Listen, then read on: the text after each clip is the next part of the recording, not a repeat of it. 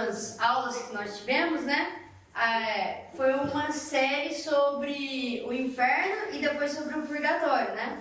Que foi aqueles documentários da Alumni. Só que a Alumni não gravou nenhum documentário falando sobre o céu, então eu decidi falar. E então eu trouxe esse livro quem escreveu foi São João Bosco, chama Céu, Inferno e Purgatório.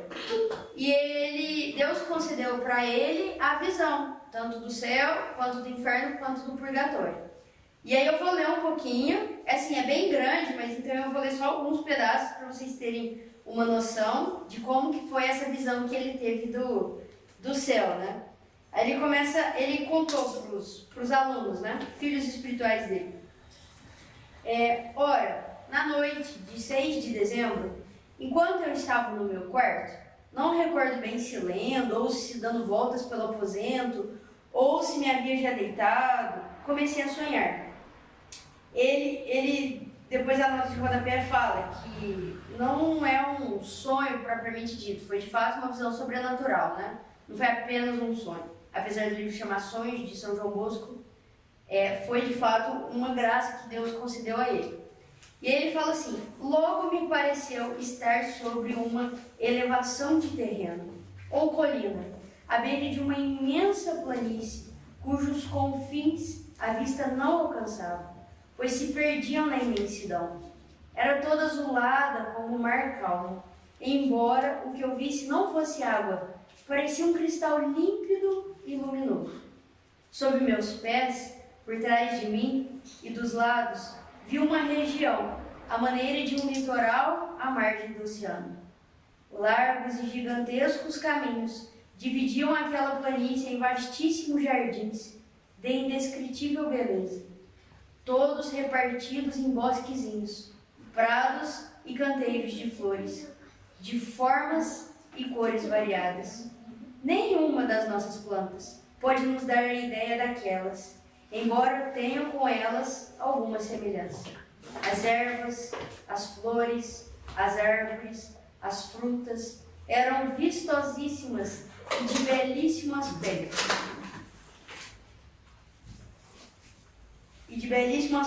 As folhas eram de ouro, os troncos e ramos de diamante, correspondendo todo o resto a essa riqueza. Seria impossível contar as diferentes espécies, e cada espécie e cada indivíduo resplandecia com luz própria.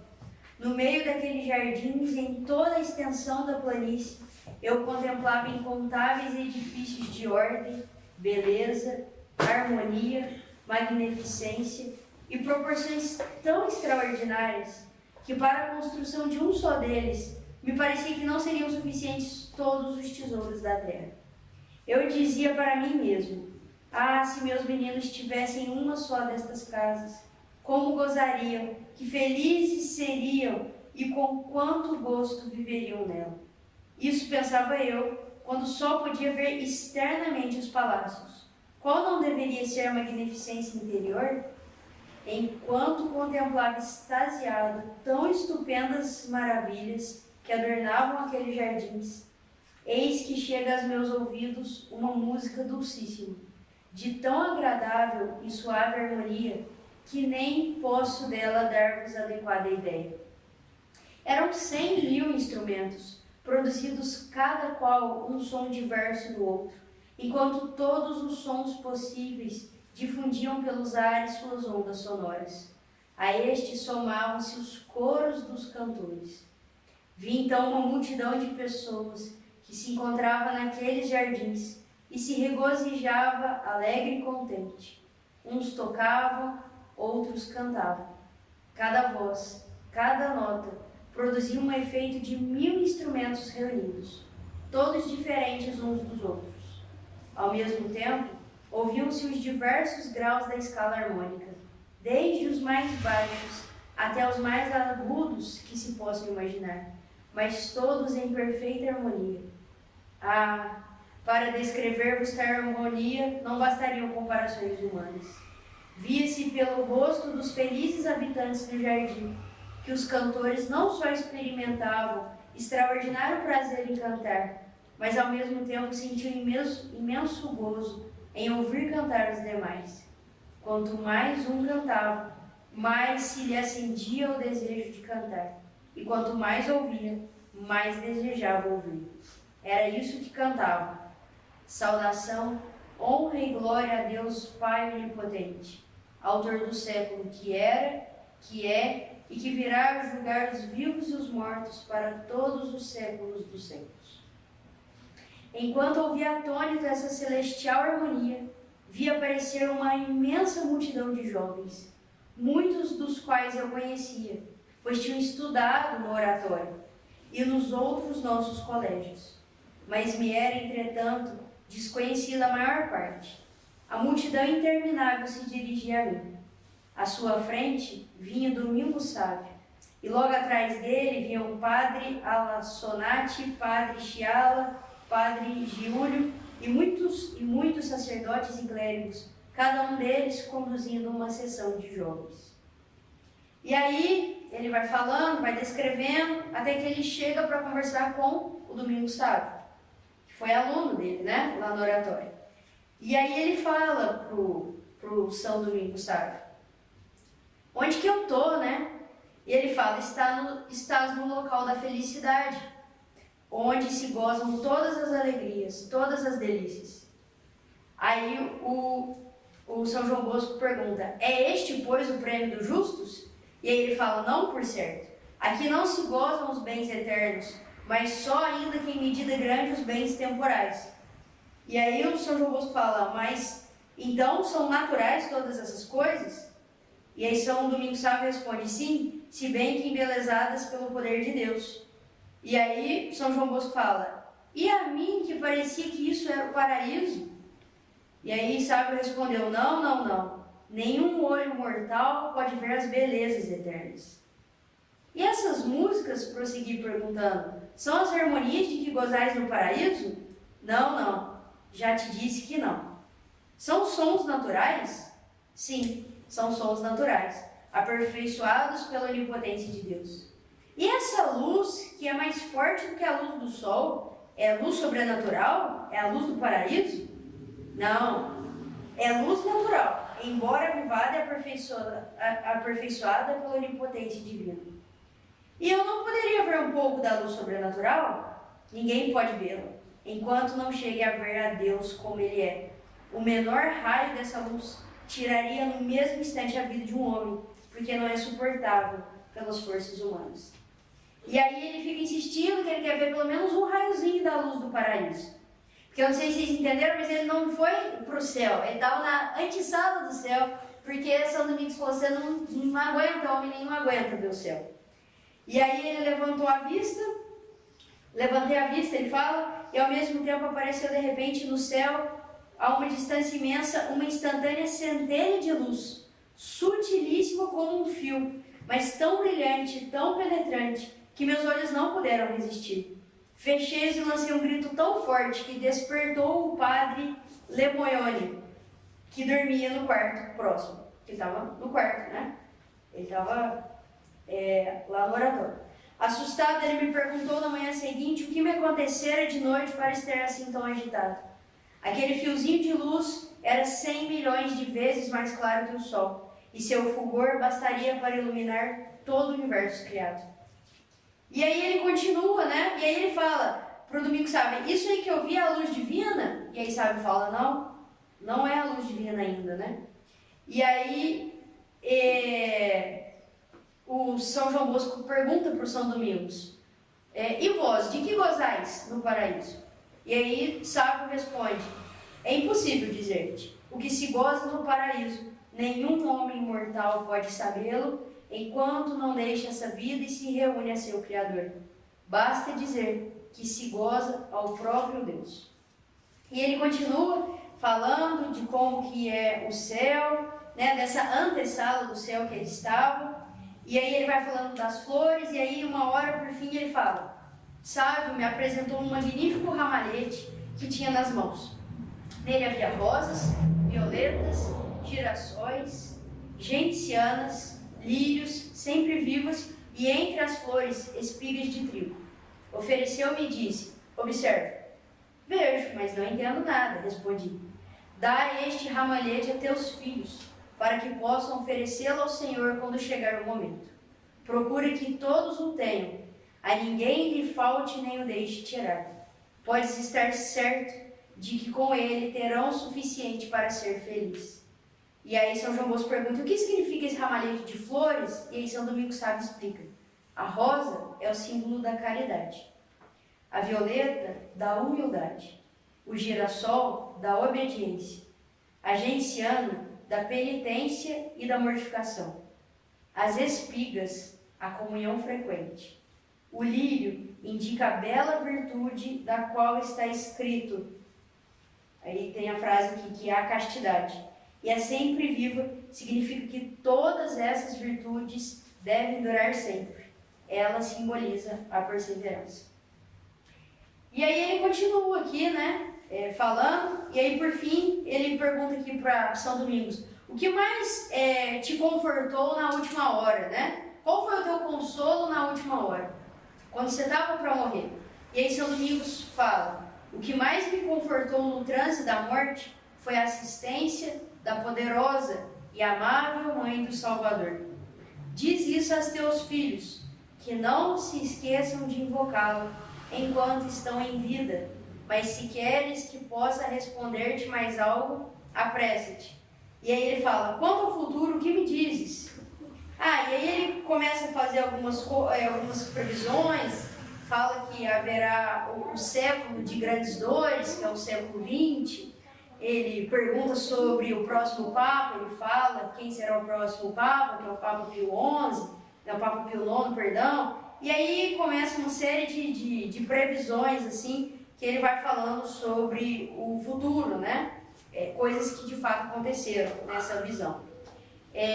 Assim, aqui fala muito mais coisas, né, sobre essa antessala, né, que ele viu do céu, mas eu quis ler, né, um pouquinho, porque a gente ficou com a imagem tão pesada, né, dos dois documentários, né, tanto do inferno quanto do purgatório, e a gente vê que de fato existe algo maravilhoso, né, algo que foi preparado para nós, e foi algo que explica o motivo da gente ter nascido, né? Nós nascemos para isso, foi para isso que a gente foi criado, né?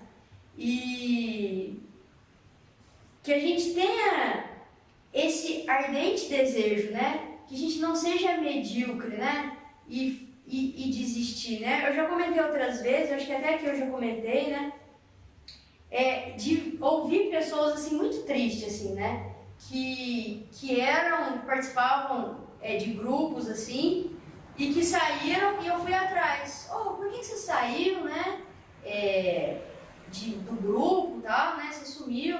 E aí a pessoa falou, não, porque eu, né, não consigo viver a castidade, eu não consigo não cometer determinado pecado, e eu sei que eu vou pro inferno mesmo, né, então, sabe, tipo... Que conformidade! E desiste, sabe, não tem jeito mesmo. Eu assisti o documentário que a gente viu. Já fiz muita coisa, sei que eu vou pro inferno mesmo, não tem mais jeito e tal. Exatamente, o tanto que é triste ouvir isso da juventude, né? Falar, poxa, não tem como, né? E assim, sabe, não faz nem ideia do que tá falando, né? E do peso que é isso, né? E falar, poxa, isso é uma coisa que nunca vai te trazer felicidade, né? Jamais.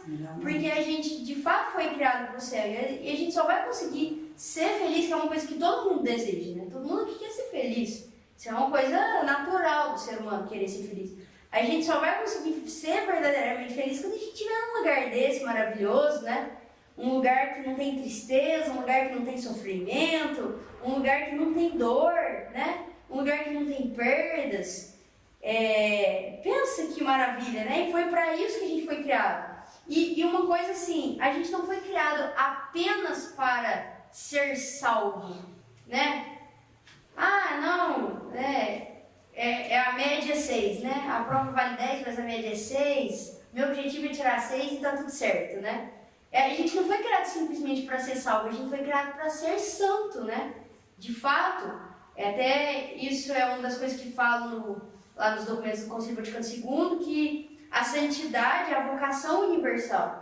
Então a gente não foi criado para ficar passando perrengue no purgatório lá por muitos, muitos anos e dependendo da graça dos outros aqui rezando por nós e tal. A gente de fato foi criado para muito mais do que isso, não é só ser salvo, né? Que já é uma grande coisa, se a gente conseguir ser salvo, mas a gente foi criado para mais do que isso, né? É para santidade. E aí esses dias eu estava fazendo uma reflexão, até comentei com a Érica, né? Aí eu trouxe para mostrar que eu sou doida da cabeça, né? Fico pensando nas coisas. Esse dia eu tava dando aula de física, sabe? Aí eu tava pensando sobre uma coisa, né? Isso aqui, gente, agora vamos ter aula de física, né? O que acontece? Isso aqui, né, é da matéria de ondulatória, né? E aí, quando a gente estuda as ondas, né, a gente aprende, né? Espero que todo mundo aqui saiba, né? Porque vocês já passaram dessa fase, né? Que é o seguinte, que a parte mais baixa da onda, né? Ela se chama vale. Galera do vestibular aí tá sabendo, né? Enem chegando, a parte mais baixa chama vale, a parte mais alta chama crista. E existe a amplitude, né? A amplitude seria ali... Aqui a diferença do mais alto para o mais baixo, né? A amplitude do mínimo para o máximo, né? Então, assim, eu estava dando aula, né, sobre isso esses dias, né? Sobre ondas e tal. E eu comecei a pensar, né? Que o vale é o ponto mais baixo de uma onda, né? É o mínimo ali, né? E a crista é o máximo. E aí, tipo assim, é como se o vale fosse ser salvo. Vou explicar. E a crista é ser santo, né? Tipo assim, como assim? O ser salvo, pra eu ser salvo, eu tenho que fazer assim, o mínimo. É o 6. É o mínimo, é o 6. Tipo assim, eu consegui ser salvo, é o mínimo ali do negócio, entendeu? Então, tipo assim, qual é o mínimo? Gente, o mínimo que nós temos que fazer é o quê? Cumprir os 10 mandamentos, estar em estado de graça, cumprir os 5 mandamentos da igreja, que já não é uma coisa muito fácil, né? Mas é o mínimo ali, é o mínimo, sabe? Tá, beleza. Só que a gente não pode se contentar com o mínimo, que foi exatamente a crise existencial que teve o jovem rico na parábola, lá na história do jovem rico, né? O jovem rico, pra quem sabe, encontrou com Jesus, um rapazinho lá. E aí, o que eu faço, né? Pra ser salvo, né? E aí Jesus responde pra ele, você tem que viver os 10 mandamentos, né? E aí ele começa a falar os 10 mandamentos. Honrar pai e mãe, não cometer adultério, então ele começa a falar sobre os 10 mandamentos. E aí o jovem vira e fala assim, mas tudo isso eu faço, né? Desde a minha juventude, né? E aí Jesus pega e fala pra ele, se queres ser perfeito, vai, vende tudo que tens, dá aos pobres e depois me segue, né? E aí fala que o jovem foi embora muito triste, porque ele era muito rico e não estava afim de abrir mão disso, né? E o padre Paulo Ricardo, como que ele explica essa história, né? Que ele fazia o mínimo. O mínimo ele estava fazendo, o salvo ele já estava. Né? Ele estava em estado de graça, tanto é que tem uma hora que fala que Jesus o viu com amor, né? Então assim, ele estava amando a Deus, Deus amava ele fez ali o mínimo necessário para ser salvo, né? Mas aí quando Jesus fala para ele, se quer ser perfeito, significa a santidade, é o máximo, é a crista ali da onda, né? É o máximo que a gente tem que fazer, que é a nossa santidade. Não apenas o mínimo, porém o máximo. Tem até uma frase do padre José Quentes que é... Como que é? Das 6 promessas lá, gente?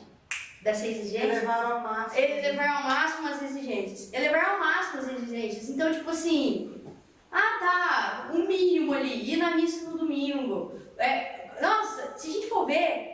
Na verdade, o mínimo ali é comungar na Páscoa, confissão uma vez por ano, sabe? Todo domingo. Comunhão na Páscoa, né? A missa todo domingo, comunhão na Páscoa, confissão uma vez por ano, sabe? Dias de festa. Isso, de fato, é o mínimo, né? E é tão pouco isso, né? E assim, é algo assim, que já garante a nossa salvação se a gente cumprir. Mas não é pra isso que a gente veio, não é só pra isso, é pro máximo, né?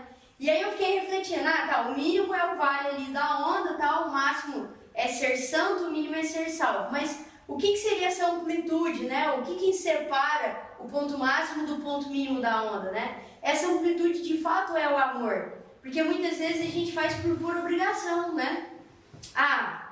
Então tá lá no mandamento que a gente tem que ir na missa, então vamos na missa domingo, né? É tudo assim, tudo por exigência, sabe? Tudo naquela... uma coisa muito moralista, sabe?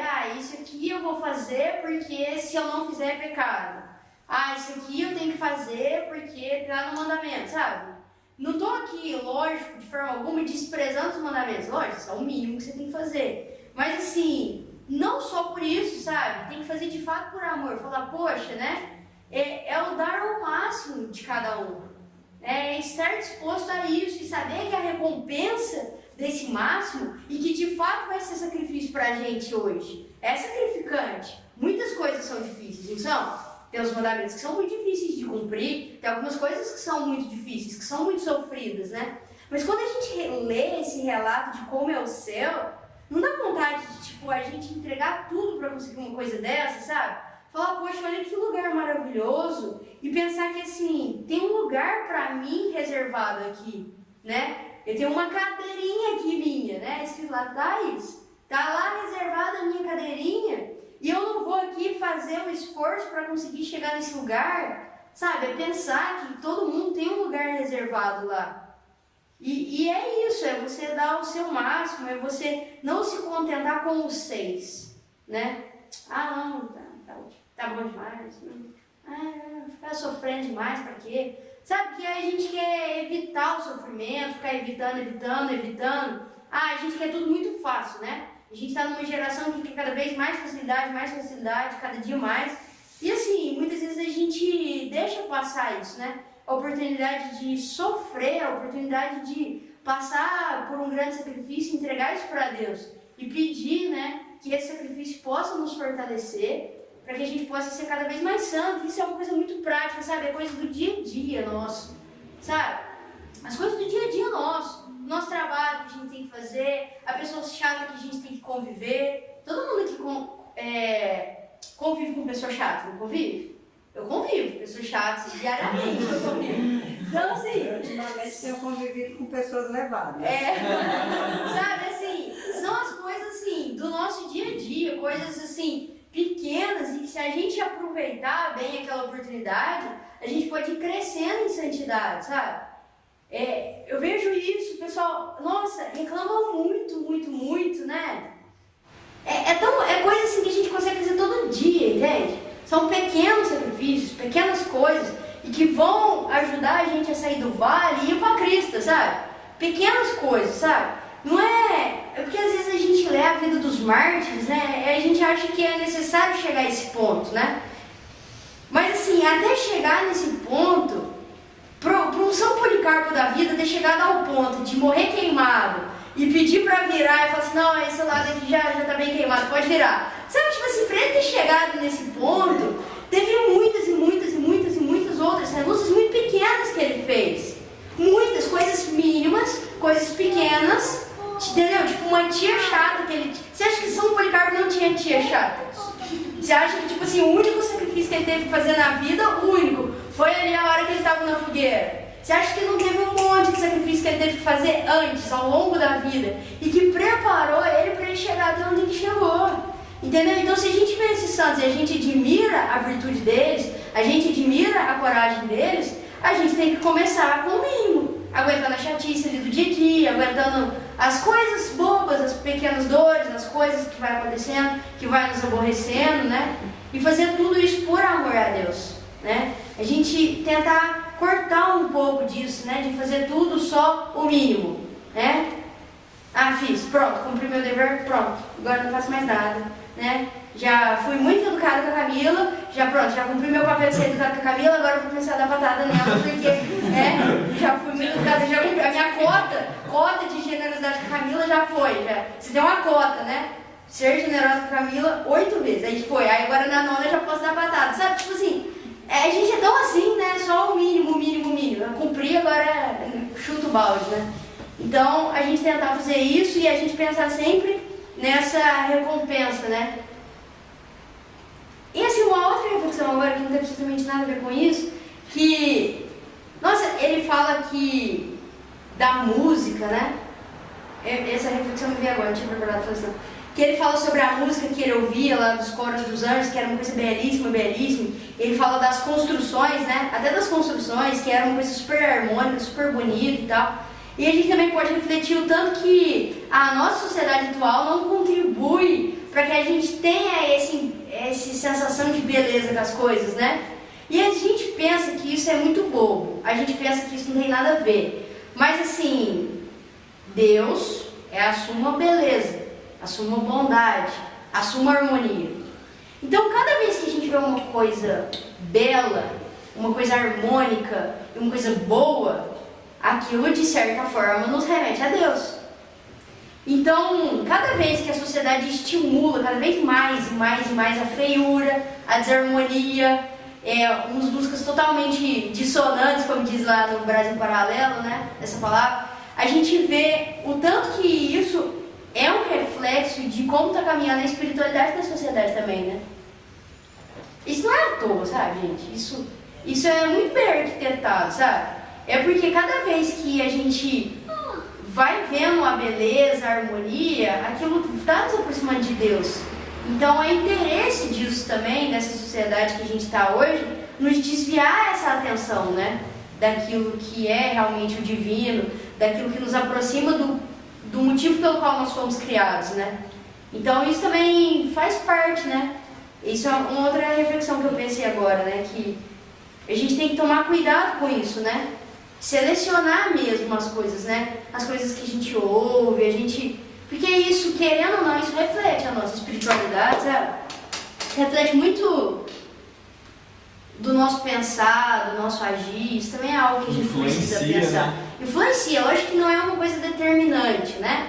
Não é um determinismo, mas é algo que influencia, nos influencia sem dúvida, né?